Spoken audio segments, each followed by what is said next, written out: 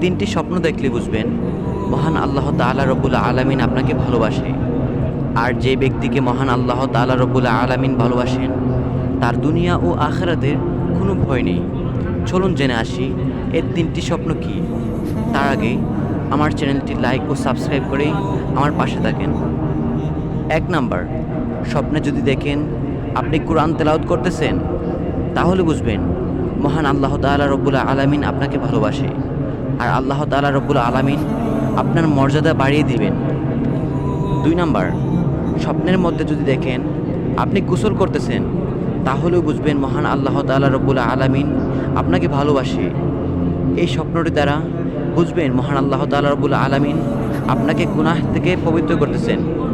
3 number, স্বপ্নের মধ্যে যদি দেখেন আপনি নামাজ পড়তেছেন এবং নামাজের মধ্যে কান্নাকাটি করতেছেন, মহান আল্লাহ তাআলা রব্বুল আলামিন আপনাকে ভালোবাসে ও মহব্বত করে।